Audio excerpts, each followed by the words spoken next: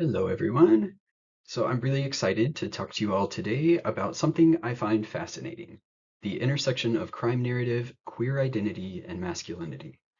Crime fiction, as we all know, is more than just thrilling stories about bad guys. It's also a reflection of society's struggles with power, identity, and norms. Ronnie Cray's character, the twin on the left, within the film Legend, is a perfect case study.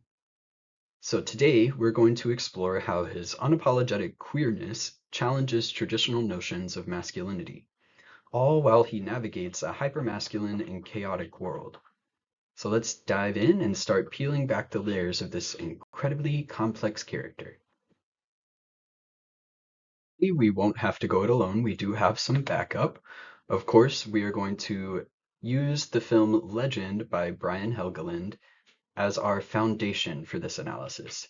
It's not just a crime biopic, but it's also a window into the dynamics of identity and power, especially within the Cray brothers world. We also will use Mark Moss's Media and the Models of Masculinity. This work, he unpacks the concept of hegemonic masculinity, which is just a culture's dominating idea of what masculinity is. Specifically, we are going to discuss its exclusion of queer identities, and that'll help us frame how Ronnie Cray both subverts and navigates these masculine norms. We also have Jessica Lima Segres's Be Gay, Do Crime. I still love that title. This work was instrumental in exploring the intersection of queerness and criminality, especially in media. Her insight on societal ambivalence and the duality of queer identity will help add some depth to our understanding of Ronnie's complex leadership. We're going to take a chapter out of the Oxford Handbook of Gender, Sex, and Crime, specifically Chapter 11, written by Tammy Whitlock, Masculinities and Crime in Historical Perspective. This will help provide a historical lens on masculinity and its portrayal specifically in crime media, and it will help enrich our analysis of the brotherly dynamics and the power struggles that happen in the movie. Finally, we have Abby Monteil's A History of LGBTQ plus Representation in Film. This exploration of the evolution of these characters in cinema will help provide some valuable context for understanding how far representation has come and some of the challenges that still remain. Each of these sources will help illuminate different facets of Ronnie Cray's world, from the historical shadows of queer representation to the contemporary questions of identity and power. I owe a lot to these perspectives, and I hope they inspire further exploration for you guys. Before we dive into Ronnie, let's zoom out for some historical perspective. The Hays Code era, which was about 1930 to 1960s, wasn't a great time for queer representation. Queer characters were often villains, coded as deviant, immoral, and of course, destined for punishment. Even when the subtext was subtle, it was very clear. Queerness wasn't welcome. Fast forward to the 1990s, and we see a shift with the new queer cinema movement. Films begin reclaiming queer narrative, offering characters with depth, agency, and humanity. Ronnie Cray in Legend lands at an interesting crossroad. He doesn't fit the coded villain trope of the past, and he isn't sanitized or overly idealized either. Instead, he's a messy, multidimensional character, equal parts captivating and infuriating. He embodies what Segres describes as the ambivalence of queer criminality, someone who resists societal norms while also reinforcing certain stereotypes tied to rebellion and power. Ronnie is, in many ways, the product of these historical shifts in representation. Exists, his world is really steeped in this interesting crossroads, especially in hypermasculinity. Think dominance, aggression, and traditional leadership, traits that define the gangster archetype. But here's where it gets interesting. Ronnie is unapologetically queer, creating a fascinating tension. As Segres points out, queer individuals in crime narratives often walk a fine line between being rebellious symbols and being reduced to harmful, inconsistent stereotypes. Ronnie smashes through that line. He owns his queerness and wields it as part of his persona. From Media and the Models of Masculinity, Mark Moss provides context for this. He describes how hegemonic masculinity operates as the culturally dominant norm, one that queer identities historically disrupt. Ronnie Cray doesn't just disrupt, he leans into his queerness while holding his own in a hypermasculine space. It's individuality and resistance personified, and it's this duality that makes him such a captivating leader. Let's not forget vulnerability, because yes, Ronnie is vulnerable too.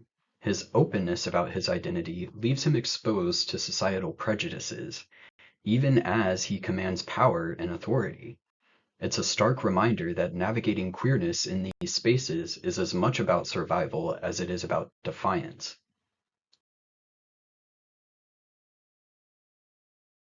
Let's talk about my favorite scene in the film, the brotherly fight in the bar. Because it isn't really just about family drama, it's a cinematic masterclass in exploring masculinity. We see Ronnie and Reggie clash at the bar. Sure, it's a fight about their roles in their empire, but it's also symbolic of their opposing views on masculinity. Reggie embodies control in the quintessential image of hegemonic masculinity. Ronnie, on the other hand, is complete chaos. His queerness, his validity, they're both sources of strength and points of friction. This scene illustrates what Tammy Whitlock discusses in Masculinities and Crime in historical perspective. Masculinity isn't static, it's constantly being negotiated, especially from the context of crime narratives. For Ronnie, the fight is a way to assert his identity, even as he threatens the fragile balance of their partnership. It's an intense, emotional moment that reflects the broader theme of societal expectation versus personal truth. And let's not overlook the vulnerability behind the aggression, because under all that bravado, this fight is really about loyalty, betrayal, and the pressures of being brothers in such a hypermasculine world. Let's not forget that oftentimes queer individuals navigate complex familial and societal expectations, and these especially weigh heavily on characters like Ronnie. Mark Moss points out what is called the boy code, a pressure to not exhibit any emotional variables other than productive rage, and how this has paralyzed male culture and has isolated young men. Masculinity studies argue that men, in their own way, were and still are just as oppressed as women.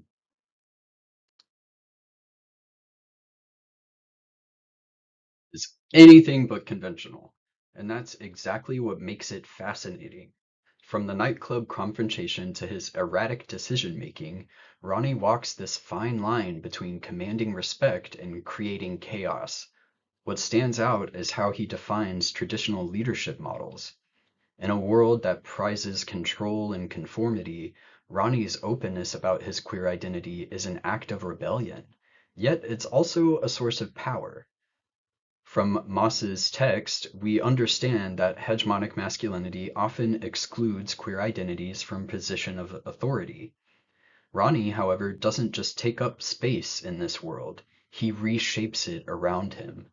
But this power comes with a cost. As Segres explains, queer individuals in positions of leadership often face ambivalence from society, respected for their power yet scrutinized for their identities. Ronnie is no exception. His leadership is as much about navigating societal expectation as it is about asserting his own vision. It's messy, it's complex, and it's utterly compelling. What does Ronnie Cray teach us about crime narratives? For starters, he challenges the idea that masculinity is a one-size-fits-all concept. Through his unapologetic queerness, he defies stereotypes and forces us to rethink leadership, power, and identity and what they really mean in these hypermasculine spaces. but he also reminds us that representation matters. The complexity of his character moves us beyond shallow portrayals, offering a multi-dimensional perspective that enriches the genre as a whole. Legend exemplifies the progress in queer representation, but it also shows there's more work to be done. Ronnie isn't perfect, he's flawed and chaotic, and that's what makes him real. His story invites us to keep pushing for narratives that reflect the full spectrum of human identity and experience. To wrap things up, let's think about the bigger picture.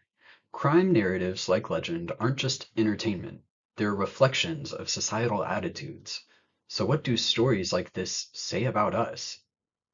Do they challenge stereotypes about queer leadership and masculinity, or do they risk reinforcing them? And how can the media evolve to represent marginalized communities authentically, even in hypermasculine worlds? These are some questions that we should ask, not just about Legend, but about the stories we choose to tell and the voices we choose to amplify. Thank you so much for your time. I hope you enjoyed it and learned something. It's been a privilege being able to share this with you all.